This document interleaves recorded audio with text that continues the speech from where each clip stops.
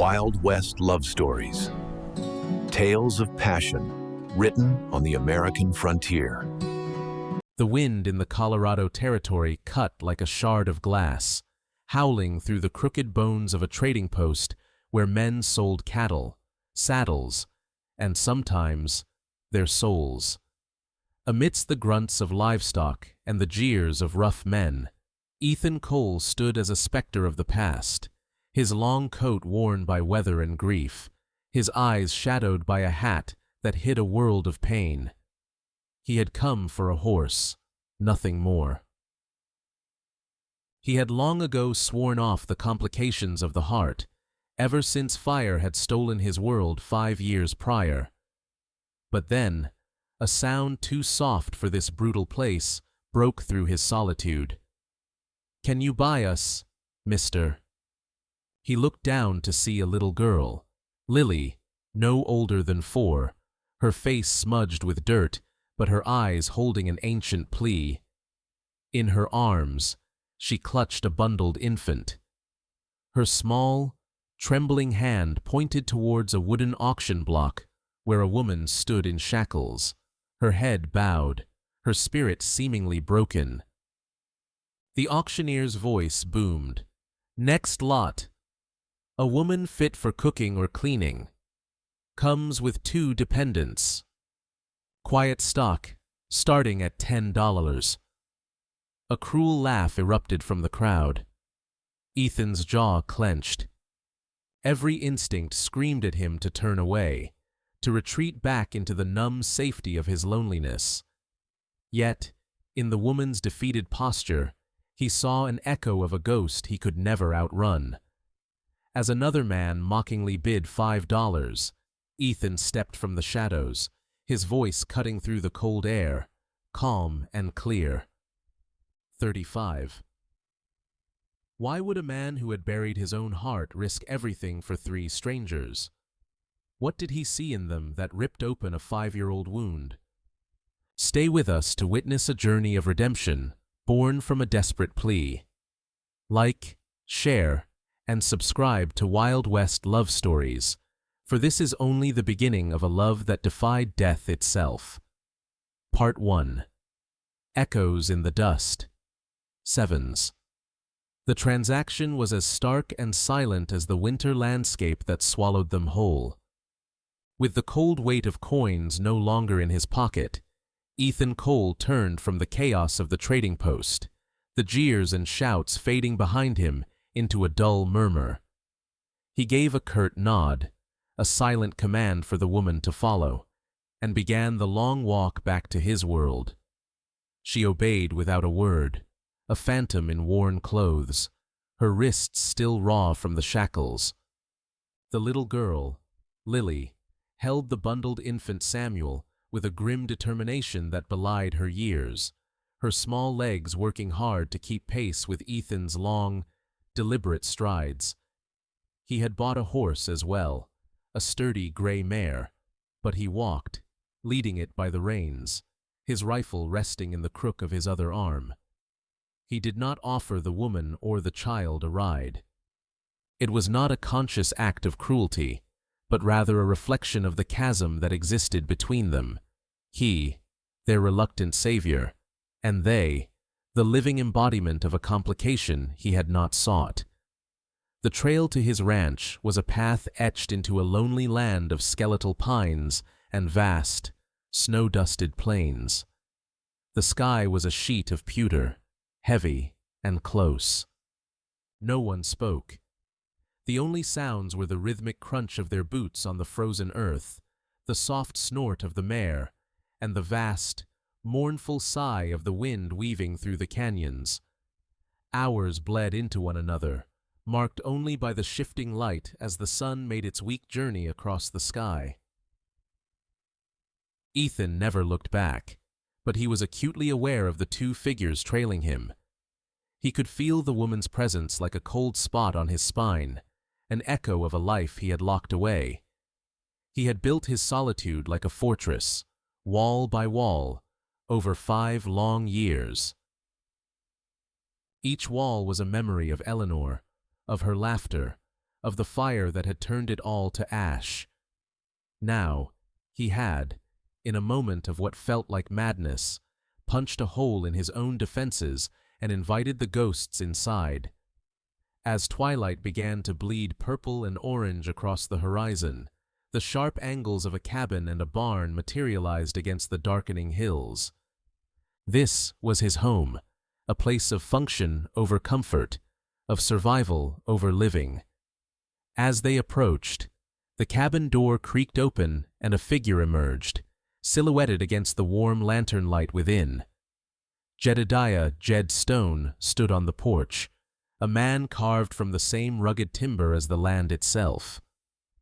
His face was a roadmap of harsh seasons and unspoken sorrows, and his eyes, sharp and discerning, took in the scene with a silent, heavy judgment. He looked at the woman, her face still hidden by a curtain of tangled hair.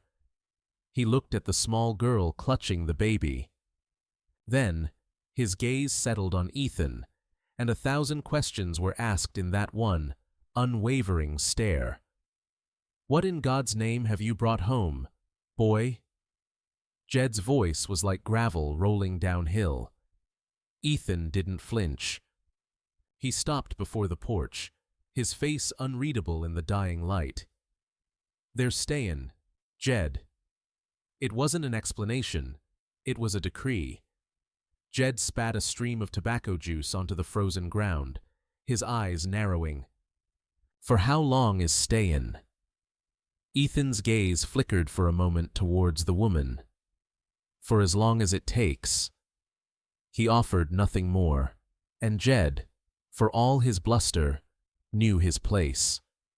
He had been with Ethan since before the fire, had watched the light in the younger man's eyes die out. He might not understand this madness, but he would abide it. With a disgruntled grunt, he stepped aside, holding the door open. "Well, don't just stand there freezing the devil's spit. Get 'em inside before they catch their death." Sevens. Inside, the cabin was sparse and masculine.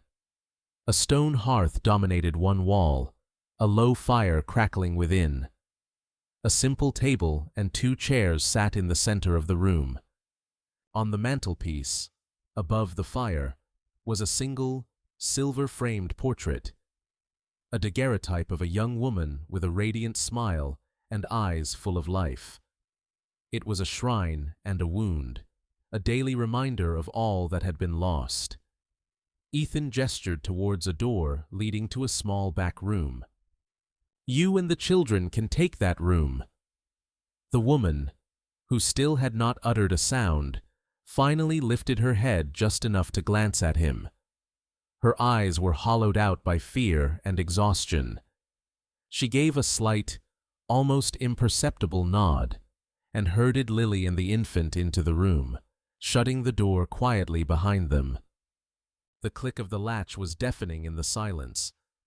Jed watched the whole exchange, shaking his head slowly as he stoked the fire. "You're courtin' a storm, Ethan. You see the ghost of her in that woman, don't you?" Ethan's jaw tightened. "I see a woman who needed help." Jed sighed, the sound heavy with the wisdom of age. "There's a difference between helpin' a stray dog and bringin' the whole damn wolf pack to your door. You don't know a thing about them." But Ethan did know something, or at least, his gut told him he did. The resemblance was too perfect, too cruel to be a coincidence. It was as if fate were playing a twisted joke, presenting him with a broken mirror of his own shattered past. He felt a rage build within him, a rage at God, at the fire, at this woman for daring to wear Eleanor's face. Later, he ladled some venison stew into 2 bowls and left them on a stool outside the closed door. He knocked once, then walked away, giving her the space he himself so desperately craved. He ate his own meal in silence, the empty chair across from him feeling more vacant than it had in years. The quiet of his home was gone, replaced by a new, charged silence that hummed with unspoken questions and unknown dangers. He spent the rest of the evening cleaning his rifle, the methodical ritual of oiling the steel and checking the mechanism a small comfort in the chaos that had descended upon his life. His eyes kept drifting to the portrait, then to the door. Was she a runaway? A thief? A whore? The possibilities were as ugly as the world he knew. But when he pictured the little girl's face, her unwavering plea, he knew he couldn't have done anything different. Sometime deep in the night, long after Jed had retired to his bunk in the barn, Ethan was startled by a sound from the main room. He rose from his cot, his hand instinctively going to the Colt peacemaker he kept on the nightstand. He moved silently to his doorway, peering into the main cabin, which was bathed in the ethereal glow of the dying embers in the hearth. The woman was standing in the center of the room, a frail silhouette against the faint light. She was not looking at her children's door or towards the main entrance. Her gaze was fixed, utterly transfixed, on the portrait above the mantelpiece. She was staring at the face of Eleanor Vance, at the smiling girl she so unnervingly resembled.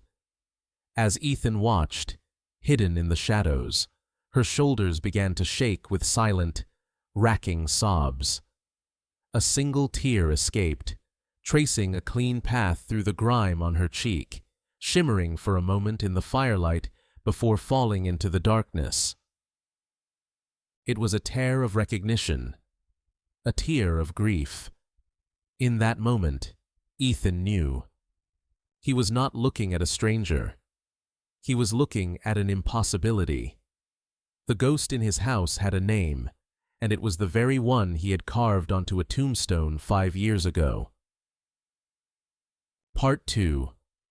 A Ghost at the Hearth. Sevens. The morning broke cold and sharp, sunlight glinting off the frost that painted the world in shades of silver and white. But for Ethan Cole, the world had changed its color in the dark.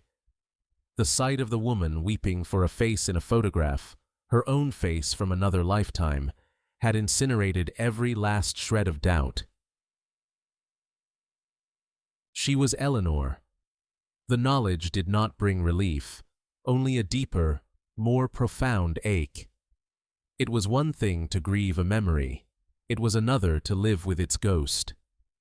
He moved through his morning chores with a heavy, deliberate slowness, his mind a maelstrom of unanswerable questions. If she was alive, where had she been for 5 years? Who were the children? And why, in God's name, hadn't she spoken a single word to him? He saw her from the barn, a fleeting figure moving behind the cabin window. She was no longer just a stranger he'd pitied, but a living, breathing accusation. He felt the familiar weight of guilt settle upon him, the old wound of his failure to protect her tearing open anew. He'd searched for her in the ashes of that boarding house, had accepted the fabricated story of a body burned beyond recognition. He had mourned, and then he had built a fortress of solitude. Now, the fortress was a ruin, and the ghost was inside, sweeping the hearth. Jed watched him from the corral, his expression grim. "You're looking at that cabin like it's about to swallow you whole," the old man observed, his voice a low rumble. Ethan didn't reply, just continued to chop wood with a ferocity that was more about exorcising his own demons than splitting timber. The days that followed unfolded in a tense, unspoken rhythm. Eleanor, he could not bring himself to call her that, not yet, carved out a small existence within the walls of his home. She remained silent, her eyes perpetually downcast, but her hands were never still. She mended one of Ethan's torn shirts with stitches so fine they were nearly invisible. She took the meager rations he provided and somehow made them into warm, nourishing meals for her children. She scrubbed the floors until the worn planks gleamed faintly in the firelight. She did all this with a quiet, desperate efficiency, as if trying to earn her keep, to pay for the rescue he had given her. She never ate with him, always waiting until he had finished and retired to his room or the barn before taking her own small portion with the children in the privacy of theirs. And she was always watching her children, especially Lily. Her gaze would follow the little girl's every move, a silent promise of fierce, unbreakable protection. For Ethan, her presence was a constant, throbbing torment. Every gesture, every tilt of her head, was a ghost of a memory. He would catch her profile in the firelight, and for a heart-stopping second, she was the Eleanor he had known, the girl who had promised him forever on a hilltop under a summer sky. Then she would turn, and the haunted, hollowed-out eyes of the stranger would return, and the chasm would open up between them once more. He tried, once, to breach it. He found her by the well, hauling up a heavy bucket of water. "Let me," he said, his voice rusty from disuse. She flinched as if struck, dropping the rope and scurrying back a few paces, her eyes wide with a terror that was absolute. She shook her head, a violent, sharp gesture, before grabbing the rope again and finishing the task herself. After that, he kept his distance. The fragile, unnerving peace was shattered on the fourth day. A raw wind had picked up from the north, carrying the promise of a blizzard. Lily, who had been drawing patterns in the frost on the window pane, suddenly went quiet. When Eleanor went to check on her, the child's head was lolling, her skin radiating an unnatural heat.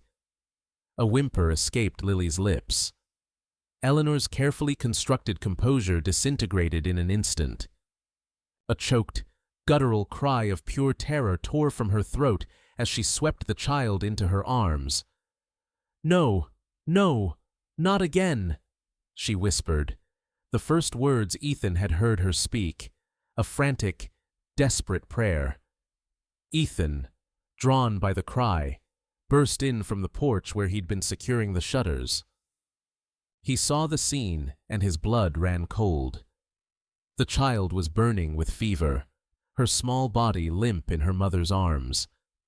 The woman, Eleanor, was shaking, her face a mask of primal fear. In that moment, the ghost was gone, replaced by a mother terrified of losing her child. The crisis was a physical thing, a storm that had broken not just outside the cabin, but within it. All the unspoken questions, all the tension and distance, were swept away by the immediate, urgent need to save the child. "Lay her down," Ethan commanded, his voice firm, breaking through her panic. "By the fire." She obeyed without hesitation, her trust in him born of sheer desperation. He bolted the door against the rising wind and began barking orders. "Jed, get the snow mint and yarrow from the stores. Boil water." The hours that followed were a blur of desperate, focused activity. The blizzard raged outside, encasing the small cabin in a world of white, howling fury. Inside, a different kind of storm was being fought. Ethan and Eleanor became an unwilling, unspoken team. He worked tirelessly, bringing bucket after bucket of snow to melt for cool compresses, keeping the fire fed, holding the child steady when convulsions shook her small frame. Eleanor, her panic now channeled into a fierce competence, bathed Lily's forehead, forced sips of herbal tea between her cracked lips, and murmured a constant stream of soft, soothing words, a litany of love and hope against the encroaching darkness. Jed, his earlier skepticism forgotten, proved a steady presence, his old hands surprisingly gentle as he helped grind the herbs. They worked side by side, three strangers bound by the flickering life of one small child. Through the long, terrifying night, Ethan watched her. He saw the strength beneath the fear, the resilience forged in unimaginable hardship. He saw the way she held her daughter, as if she could will her own life force into the child's body. He saw a love so powerful it was a physical presence in the room. And in the crucible of that shared terror, he felt a flicker of the connection he thought had been buried in ash and earth forever. Towards dawn, the fever reached its terrifying peak. Lily was delirious, muttering incomprehensible words, her small body slick with sweat. Eleanor was slumped in a chair, her face pale and drawn, utterly spent from the vigil. "You need to rest," Ethan said, his voice softer than he intended. "I'll watch her." She looked at him, her eyes filled with an exhaustion so deep it seemed ancient, but she nodded, trusting him. He knelt beside the makeshift bed on the floor. He took a fresh, cool cloth from the basin and began to gently wipe the child's face, her neck, her small arms. Her skin was like fire. He tried to soothe her, his large, calloused hand surprisingly gentle as he brushed her damp hair away from her face. As he tucked a stray strand behind her ear, his fingers brushed against her skin, and he froze. His entire world narrowed to a single point.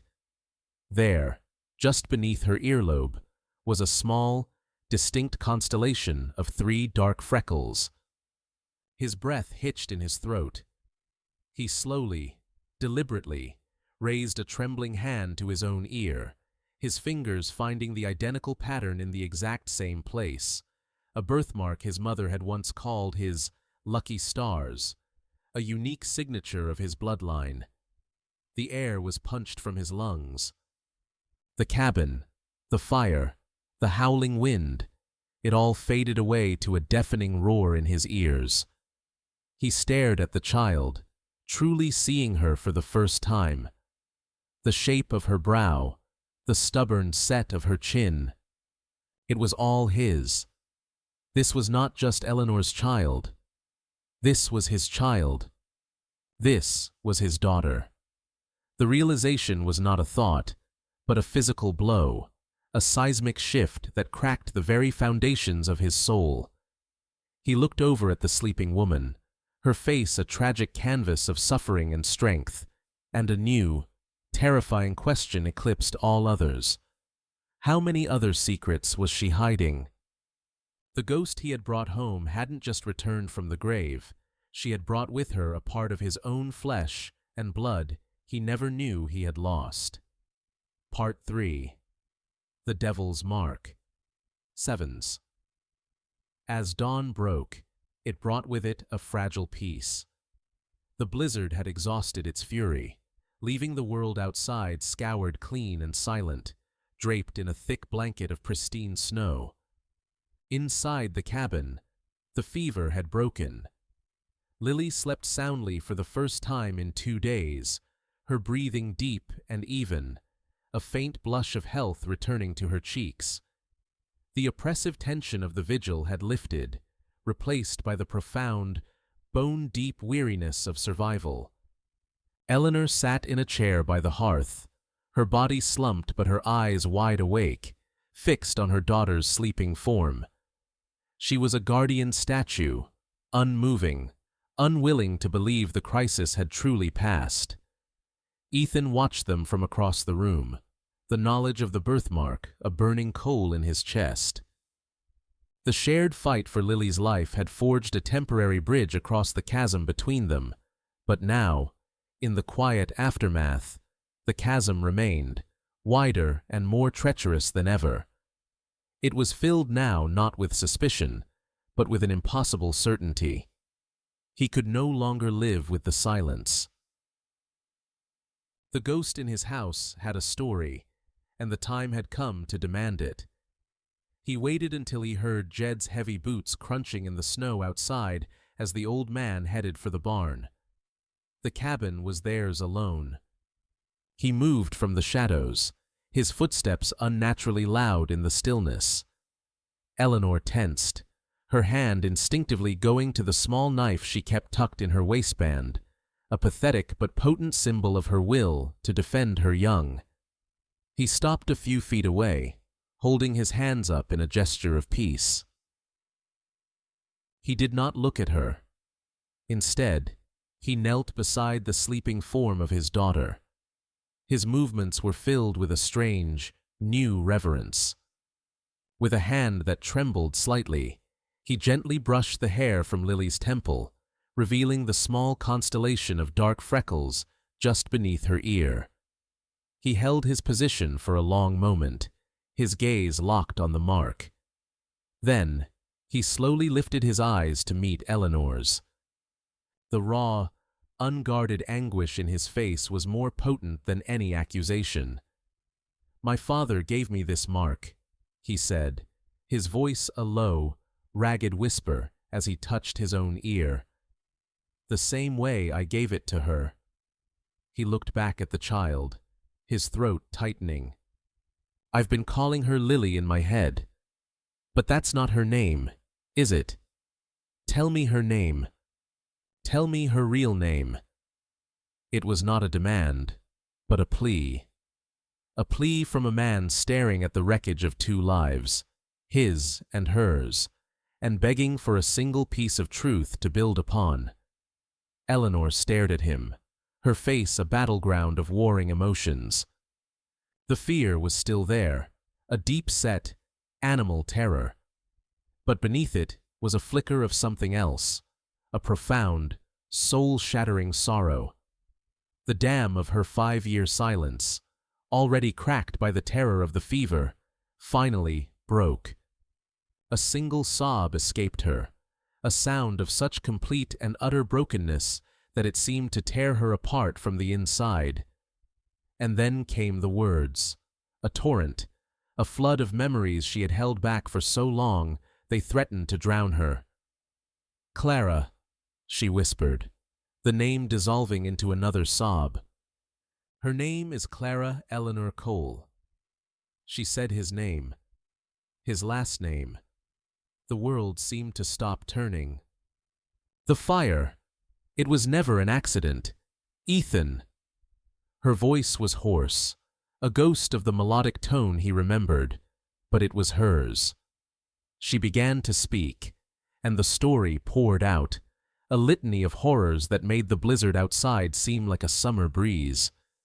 She spoke of a man named Marcus Thorne, a judge, a man of wealth and standing, a man they had met once at a town gathering, who had looked at her with an unnerving intensity she had tried to forget. He was obsessed with his name, his legacy, but his own wife was barren. He had decided, with the cold calculation of a devil, that he would have an heir. He would have her child. The fire at the boarding house was his design, a spectacle to cover his true crime. While the townspeople saw flames, his men were pulling her from a back window, a chloroform-soaked rag pressed over her face. She awoke in the back of a wagon, bound and gagged, being carried west into a life that was not her own. "He told me you were dead," she choked out, the words laced with the agony of that deception.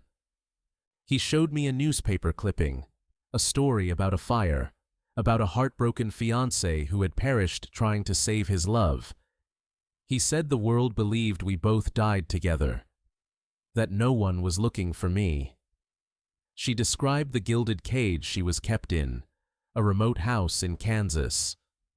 Thorne visited periodically, a specter of polite, chilling control. He forced her into a marriage with one of his lieutenants, a brutish man named Montrose, to create a veneer of legitimacy.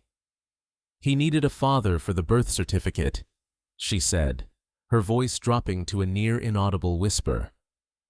"He needed everything to be clean, legal." The child, their Clara, was born into this lie. Eleanor lived every day in a state of quiet terror, her only purpose to keep her daughter safe. Thorn's threats were constant and insidious. If she ever tried to escape, to tell anyone the truth, he would not kill her. He would simply take Clara away, and she would never see her again. She paused, taking a shuddering breath as she looked at the sleeping infant, Samuel. Montrose. He was a drunk and a monster. Samuel is his son. But Thorn saw him as another piece of property. Another link in the chain holding me there.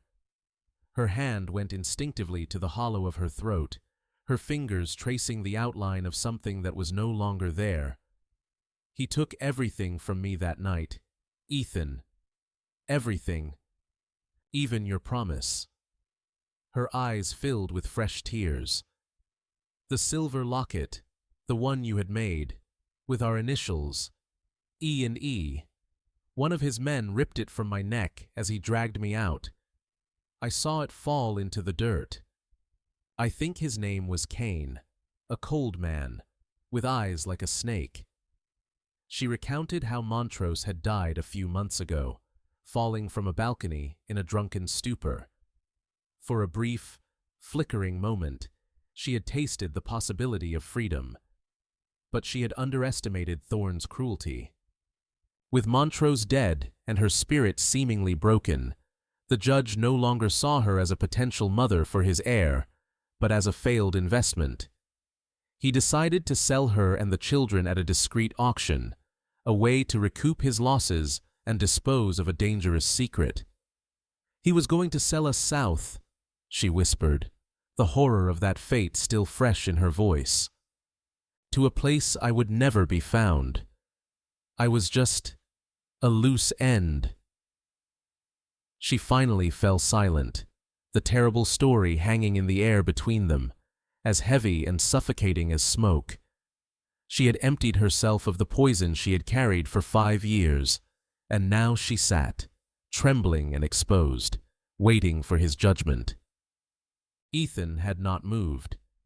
He had listened to every word, every horrific detail, and with each sentence, the man he had been for the past 5 years, the grieving, hollowed-out recluse, was systematically destroyed. The grief did not vanish, but it was transmuted, forged in the crucible of her story into something else entirely. It became a cold, hard, diamond-sharp rage.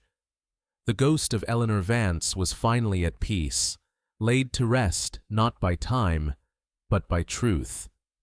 In her place was a survivor, a warrior who had endured hell to protect their child. His child.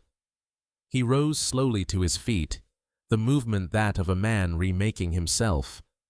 He crossed the room and gently took her hand. It was cold and trembling, but she did not pull away. He looked not at the broken woman before him, but at the fierce mother, the woman who had held on to life for the sake of their daughter. The world was no longer a place of random, cruel fate. It now had a face and a name: Marcus Thorn. The past was no longer a source of pain to be buried, but a crime to be answered for. He was no longer a victim of a tragedy. He was a man with a war to fight. He may have the law in his pocket, Ethan said, his voice a low, dangerous promise that vibrated with a newfound purpose. And he may have taken our past. But he does not have her. He squeezed her hand, his gaze locking with hers, a silent vow passing between them. And he will never have her. Sevens, Part 4. Whispers and Warnings. Sevens. The confession had irrevocably altered the atmosphere within the cabin. The oppressive silence, thick with ghosts and unspoken questions, had been replaced by a new, focused stillness, the quiet of a war council. In the days that followed, Ethan and Eleanor were no longer a reluctant protector and his mysterious ward, but allies bound by a terrible truth and a shared, sacred purpose. They spoke in low, urgent tones late into the night, the fire crackling in the hearth as they pieced together the shattered fragments of their lives. For the first time, Ethan learned the true depths of her resilience, listening to stories of her quiet defiance in captivity, of the ways she shielded Clara's heart from the ugliness of their world. In turn, she began to see the man he had become. The carefree, optimistic youth she had loved was gone, replaced by a harder, sadder man, but one whose core of fierce loyalty and honor had remained untarnished. He listened to her not with pity, but with a simmering, righteous fury that mirrored her own. A fragile trust began to grow in the space between them, nurtured by the mutual goal of protecting the children who were now, undeniably, theirs. Jedediah, observing the transformation, kept his counsel, but his gruff demeanor softened. He saw the light of purpose returning to Ethan's eyes and watched with grudging admiration as Eleanor, no longer a phantom, moved about the cabin with a newfound, albeit wary, confidence. They were beginning to feel like a family, forged not in love and peace, but in the crucible of a shared threat. But the world they were building was a fragile sanctuary, and they both knew the serpent was not far from their door. It was a week after the blizzard when the rider appeared. He did not approach with the haste of an outlaw or the weary slump of a lost traveler. He rode a fine black stallion, and his posture was ramrod straight, his pace measured and deliberate. He was a man who owned the ground he covered. Ethan saw him from a distance, and his hand immediately went to the colt at his hip. He exchanged a look with Eleanor, who was inside with the children. Her face went pale, and she quickly herded Clara and Samuel into the back room. "Stay there. Do not make a sound," she commanded, her voice a tense whisper. Ethan stepped onto the porch, his body language a solid wall of defiance, as the rider drew to a halt. The man was impeccably dressed in a dark duster, his boots polished, his face clean-shaven save for a neat mustache. It was his eyes that betrayed him. They were cold, flat, and missed nothing, the eyes of a predator. He dismounted with an easy grace, his spurs making no sound in the soft earth. "A fine piece of land you have here," the man said, his voice smooth and cultured, a jarring sound in this rugged wilderness. A man could build a proper life here. A legacy. Ethan remained silent, his hand resting on the butt of his pistol.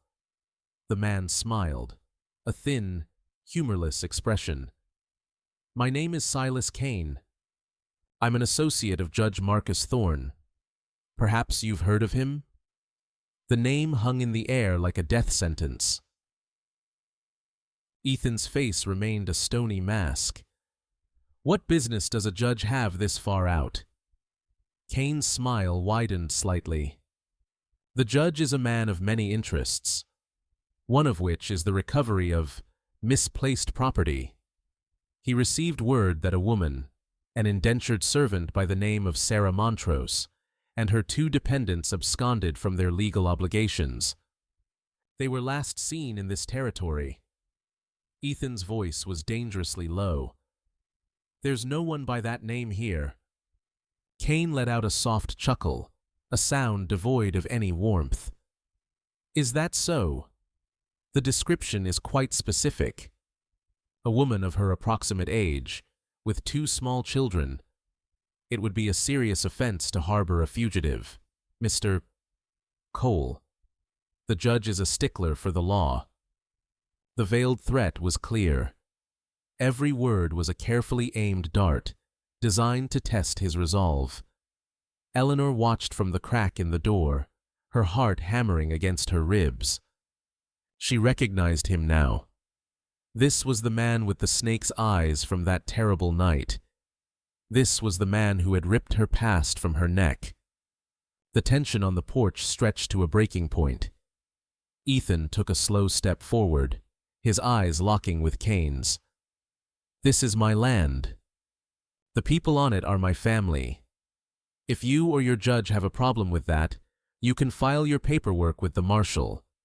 Now, I suggest you get back on your horse and ride out before you find yourself trespassing." For a moment, Kane's mask of civility slipped. A flicker of cold fury flashed in his eyes. He had expected a broken-down recluse, not this pillar of cold defiance. He knew he could not win with force, not today. So he resorted to a crueler weapon. "A shame," he said, turning as if to leave. The judge is a reasonable man. He understands attachments, but he does not tolerate thieves. With a deliberate, theatrical motion, Kane reached into his waistcoat, as if to pull out a cigar. But instead, his fingers emerged with a pocket watch on a silver chain.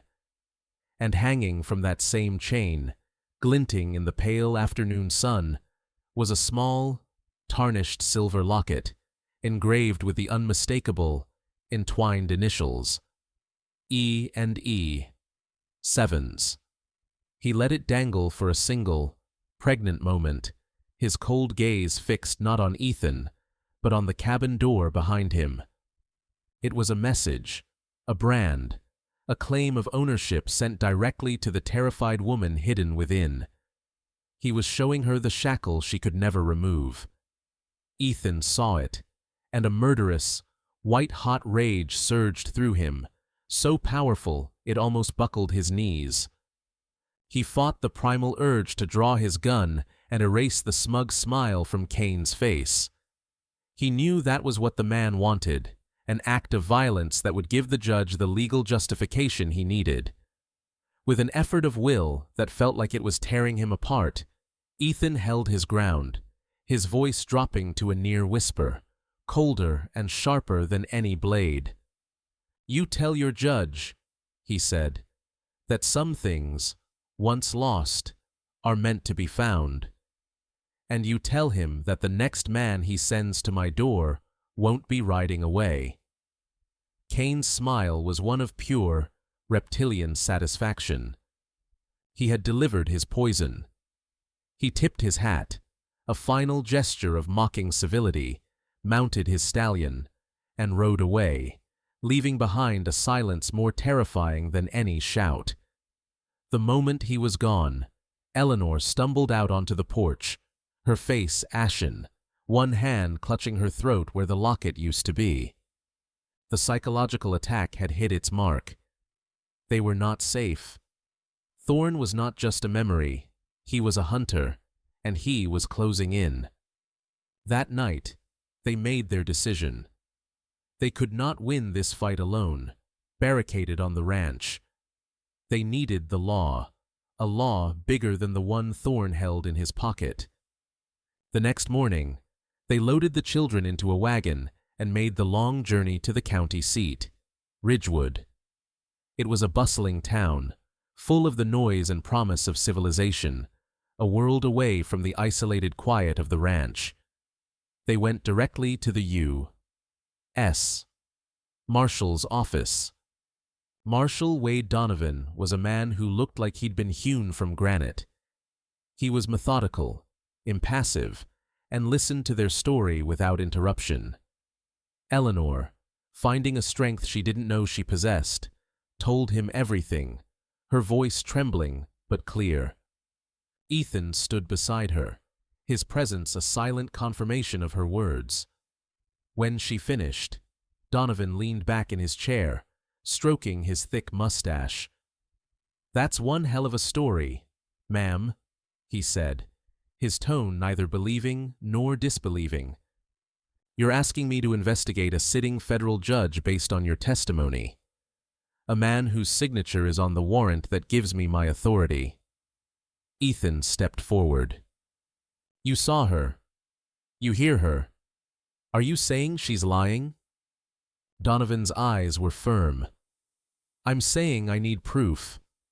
A piece of paper, another witness, something more than a ghost story," No offense intended. Without it, my hands are tied. Thorn would have me stripped of my badge and thrown in my own jail before sundown. He was not unkind, but he was a pragmatist. Get your children checked by the doctor. They've been through an ordeal.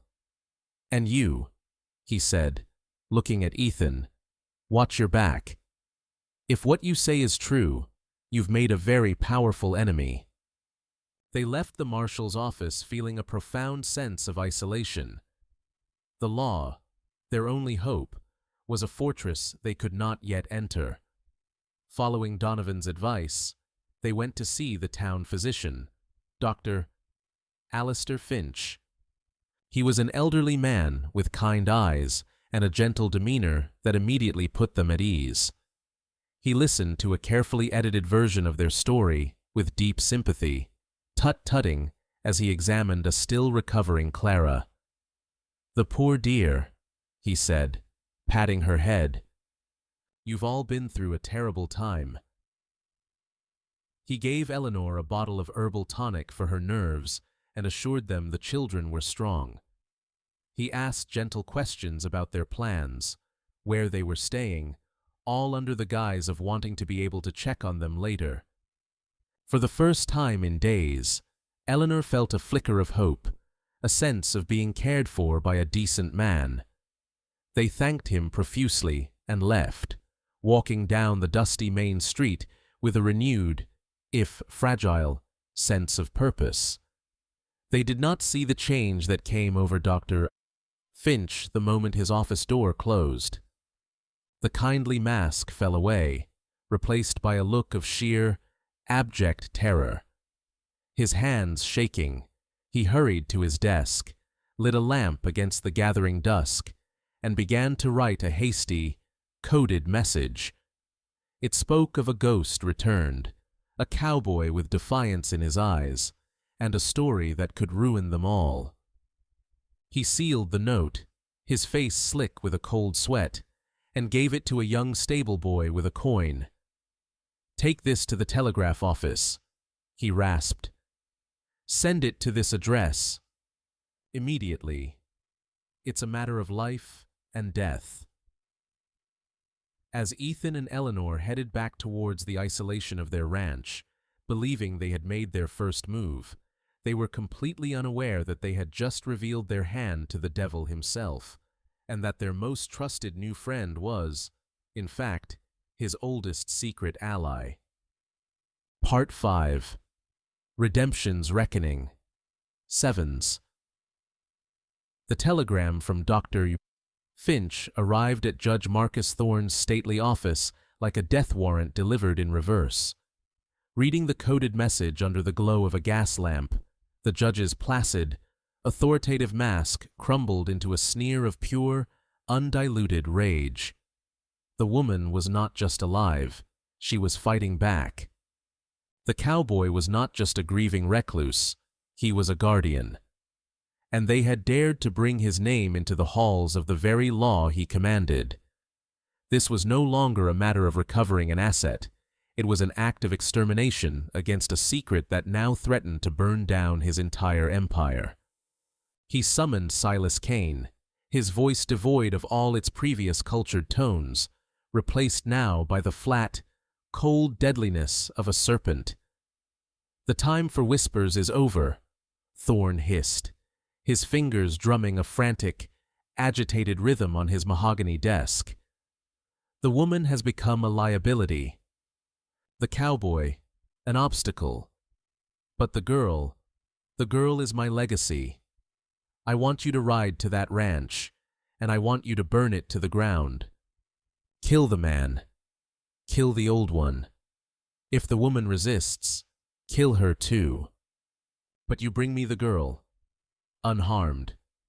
Do you understand me, Silas?" Kane, standing impassively in the shadows, simply nodded. There was a gleam of anticipation in his reptilian eyes. The pretense was over. He was finally being unleashed. Back at the ranch, an uneasy quiet had settled, but it was not peace. It was the heavy, charged silence of an impending storm.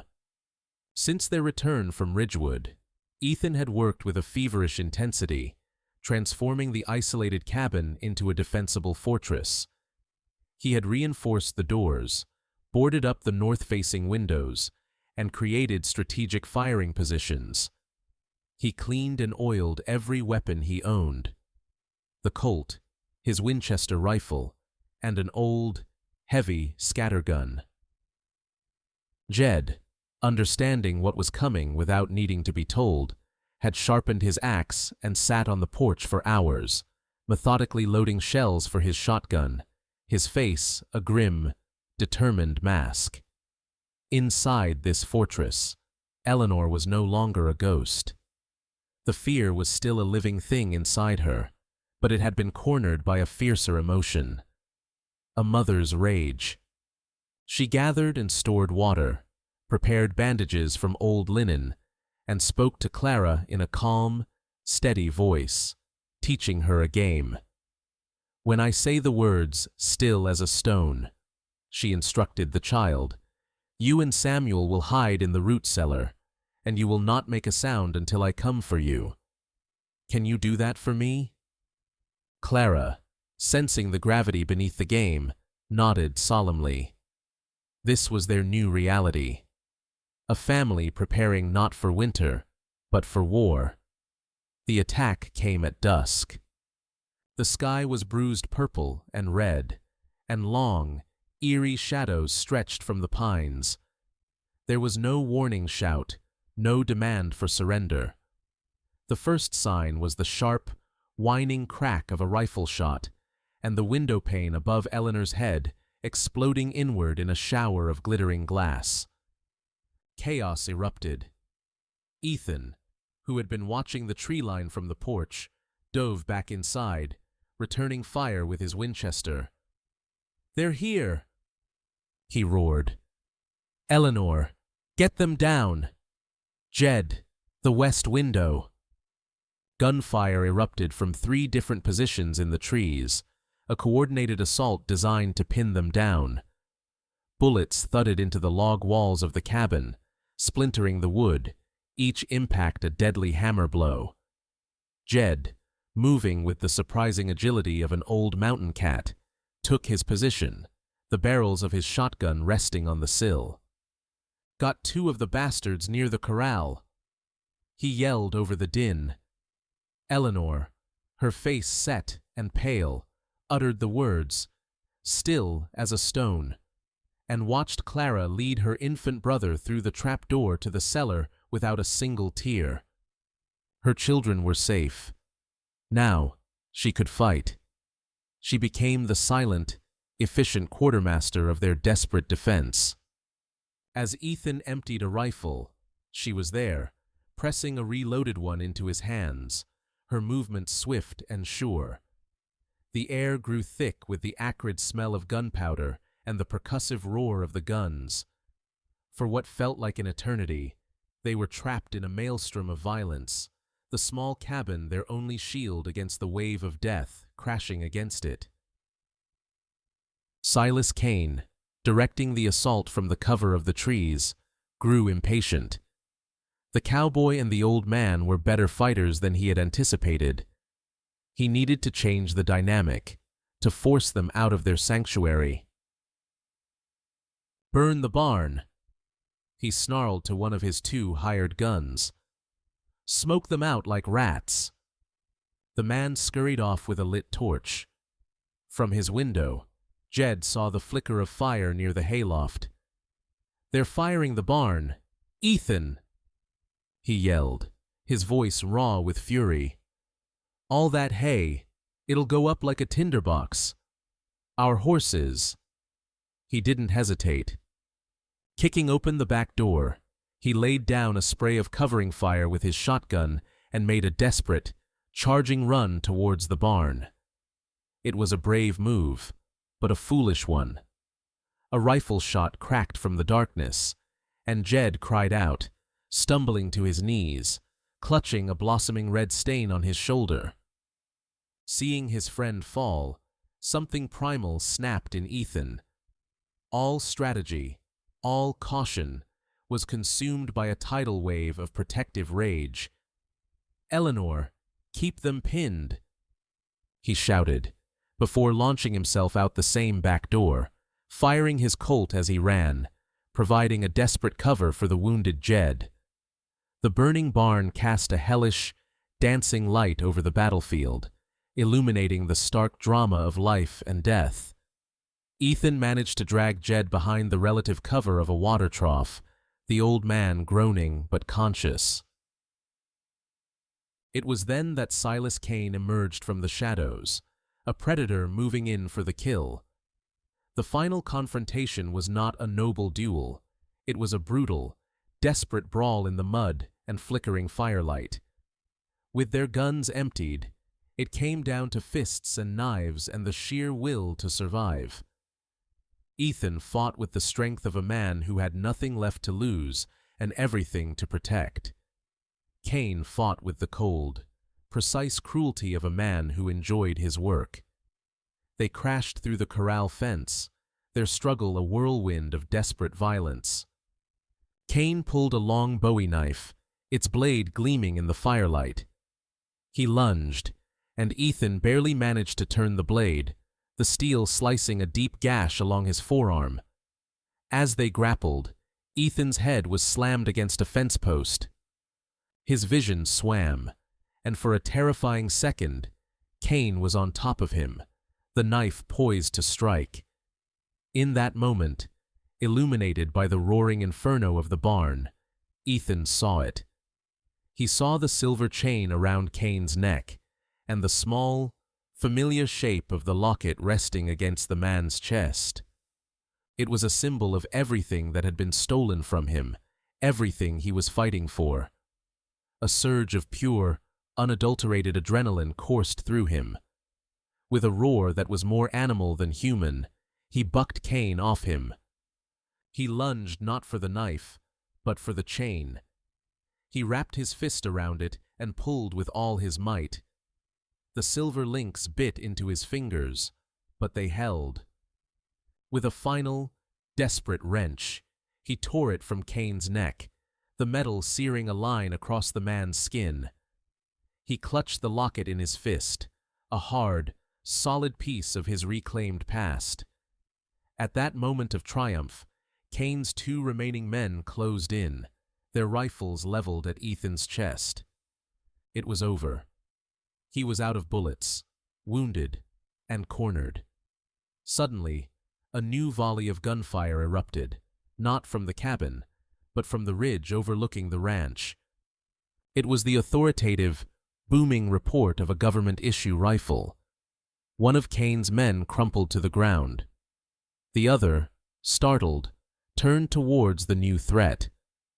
A calm, commanding voice cut through the night. "This is United States Marshal Donovan. Drop your weapons." Through the smoke, Ethan could see two figures on horseback, silhouetted against the night sky. The marshal had come. After their visit, Donovan's professional instincts had been piqued. He had sent a telegram to a colleague in Kansas, asking about Judge Thorne's land acquisitions. The reply had been unsettling, speaking of shell companies and suspiciously timed deaths of previous landowners. When he'd received a tip that Thorne had hired a group of known regulators for a job in his county, Donovan knew the ghost story was true. He had ridden out immediately, arriving not as a savior from nowhere, but as the law finally catching up to the crime. Faced with a U.S. Marshal, the remaining gunman threw down his rifle. Silas Kane, his face a mask of disbelief and fury, made a desperate grab for his own pistol, but a shot from Donovan's rifle kicked it from his hand. The battle was over. The roar of the burning barn was the only sound for a long moment. Medics would see to Jed's wound, which was painful but not fatal. Kane and his man were in irons. As the smoke began to clear, Ethan staggered to his feet, ignoring the searing pain in his arm. He looked at the cabin, where Eleanor was just emerging from the door, her face streaked with soot and tears. He slowly, painfully, opened his clenched fist. There, resting in his palm, grimy and blood-spattered but whole, was the small silver locket, its engraved initials still visible in the firelight. He had won the battle for his home. He had won the battle for his family. And he had just taken back the first piece of their stolen life. Part 6. Where the Wild Grass Grows. Sevens. The immediate aftermath of the battle was a landscape of stark, surreal contrasts. The hellish roar of the burning barn had subsided into a mournful crackle, sending plumes of gray smoke curling into the star-dusted sky, a funeral pyre for a violent past. In the cool, clean air, the scent of gunpowder mingled with the smell of scorched pine. Marshal Wade Donovan, a figure of unwavering authority amidst the chaos, moved with grim efficiency, his deputy binding the hands of a defeated Silas Kane and his one remaining gunman. Kane, his face a mask of cold fury, said nothing until Donovan stood before him. "He'll hang you for this, lawman," Kane spat, venom in his voice. Donovan looked down at him, his expression unreadable. "No," he said, his voice calm. "He'll be too busy trying to save his own neck." He held up the locket, its silver surface blackened with soot, which Ethan had pressed into his hand as proof. "Your loyalty ends where the rope begins. You can either hang alone, or you can tell me everything you know about every crime Judge Thorne has ever committed." The choice was no choice at all. In the flickering firelight, the serpent began to eat its own tail. Nearby, Eleanor, her hands steady now, was tending to Jed's shoulder, tearing bandages with a focused intensity. The old man, pale and gritting his teeth against the pain, looked from her to Ethan. "You brought a storm home, boy," Jed rasped, a ghost of a smile touching his lips. "But it seems you knew how to ride it out." Ethan knelt beside him, his own exhaustion a heavy cloak upon his shoulders. He had won. They were alive. But the cost was written in blood and ash all around them. The war was not truly over until the man who had started it was brought to justice. In the week that followed, news traveled on the telegraph wires and in the hushed conversations of townsfolk. Marshal Donovan, armed with Kane's exhaustive confession and the locket as a tangible link to the past, rode not to the county seat, but to the state capital. He returned with federal warrants and 2 grim-faced agents. Judge Marcus Thorne was arrested not in a hail of gunfire, but in the quiet dignity of his own chambers, a place where he had perverted justice for years. His empire of fear and corruption, built on secrets and lies, crumbled with astonishing speed. His name became a curse, his reputation a ruin. The story of the ghost woman of Ridgewood, the homesteader who fought back, became a local legend. The final piece of the puzzle fell into place one quiet afternoon, when a shaken Dr. Alistair Finch appeared at the ranch. He found Ethan and Jed working on the foundations of a new barn. With tears in his eyes, the old doctor confessed everything: the false death certificate, the years of silence enforced by Thorne's threats against his grandchildren. He did not ask for forgiveness. He simply handed Ethan a sworn affidavit, his detailed confession, to give to the marshal. "I chose my family's safety over my soul," he said, his voice trembling. "I cannot undo that, but I can help ensure no other family suffers as yours has." It was a quiet, pathetic, but necessary act of redemption. The last shadow of Thorn's influence had been exorcised by the light of truth. As spring thawed the frozen land, a different kind of rebuilding began at the ranch. The physical act of raising a new barn became a symbol of their new life. Word had spread, and one morning, a wagon appeared, then another. Neighbors, who had once viewed Ethan with suspicion, now came with hammers, lumber, and helping hands. They had heard the story of his fight, of Eleanor's survival, and in this harsh land where community was the ultimate currency, they offered their respect in the form of sweat and labor. The sounds of hammering and sawing replaced the echo of gunfire. Laughter, a sound long absent from these acres, began to fill the air. Eleanor, no longer a prisoner of her past, found her voice again, not just in conversations with Ethan, but as a force for good. Seeing the handful of ranch children with no formal schooling, she started a small, informal class in their newly rebuilt cabin, using smoothed pieces of slate and charcoal for lessons. She taught them reading, writing, and arithmetic, and in doing so, she taught herself how to be part of the world again. Her quiet strength and gentle nature drew people in, and the woman once sold as quiet stock became a respected pillar of their small, scattered community. Ethan watched her, his heart filled with a love so profound it was almost painful. He saw the return of the vibrant, hopeful woman he had thought lost forever, now tempered with the unbreakable strength of a survivor. The truest healing happened in the small, unguarded moments. It happened when Ethan was teaching a determined Clara how to ride a small pony, his large hands guiding hers on the reins, their shared laughter echoing across the pasture. It happened when Eleanor would read to the children by the fire, Samuel gurgling in her lap, and she would look up to find Ethan's gaze on her, a look of such complete and utter devotion that it needed no words. The final wall around Ethan's heart crumbled one evening. After a long day of work, Clara, her cheeks flushed with sun and pride from a successful ride, ran to him and threw her small arms around his legs. She looked up at him, her eyes, his eyes, shining. "I did it, Papa," she said. The word, so simple, so natural, struck him with the force of a physical blow. Papa. It was a name, a title, a belonging he never knew he had craved.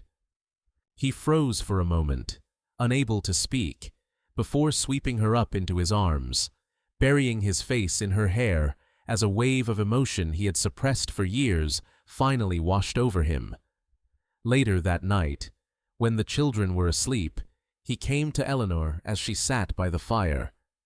He said nothing, but simply knelt before her and opened his hand. In his calloused palm lay the small, simple engagement ring he had commissioned 5 years ago, the one he had kept buried in a locked box like a relic.